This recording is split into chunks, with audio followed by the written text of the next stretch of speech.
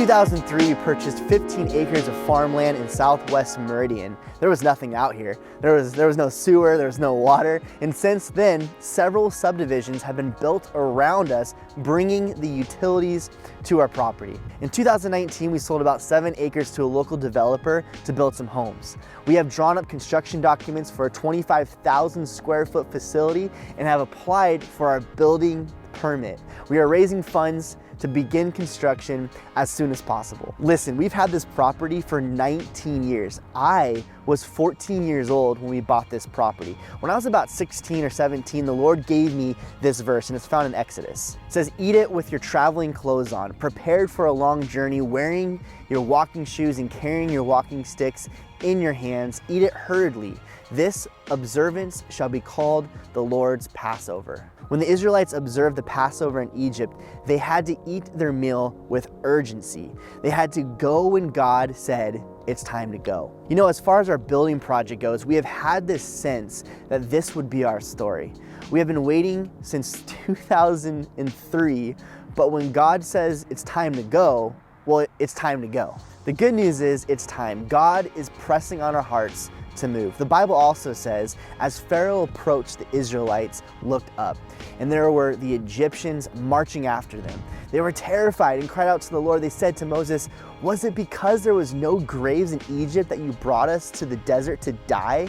What have you done to us by bringing us out of Egypt? Didn't we say to you in Egypt, leave us alone, let us serve the Egyptians? It would have been better for us to serve the Egyptians than to die in the desert." Moses answered the people, "Do not be afraid, stand firm, and you will see the deliverance the Lord will bring you today. The Egyptians you see today, you will never see again. The Lord will fight for you. You need only to be still." And the Lord said to Moses, "Why are you crying to me?" I just love this scene.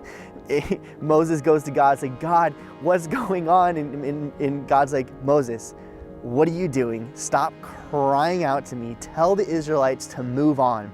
Raise your staff and stretch out your hand over the Red Sea to divide the water so that the Israelites can go through the sea on dry ground." Well, you know what? The time had come for Moses. God told him to hold his staff over the Red Sea, and what happened? Well, the sea split. It was parted, and the Israelites reached the other side on dry ground.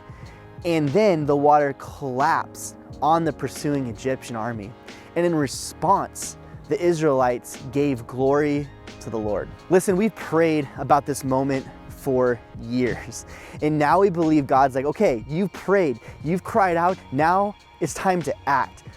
Put your staff, so to speak, in the water and see what I'm gonna do. Chuck Smith has a quote, and it's been kind of like our motto, if you will, for the last 19 years, and that is, where God guides, God provides. And we've also heard, if it's God's will, then it's God's bill. Listen, waiting isn't all bad, because during this time, we have paid off this land. And we have cash flowed our construction documents, which were over $200,000. And we have $1.5 million in the bank. God is so good, and we've seen his provision. We have seen where he guides, he provides. We've seen the doors open, and it's so exciting. And now we believe this is the next step of faith.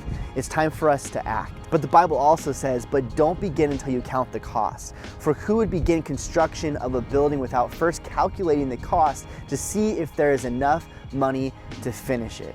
Again, we have gotten the thumbs up from everyone involved, and we're ready to go. Before we start, we want to make sure and count the cost. And as soon as we hit that number, we're going to start. This is super exciting. You know what's awesome and exciting is God uses his people.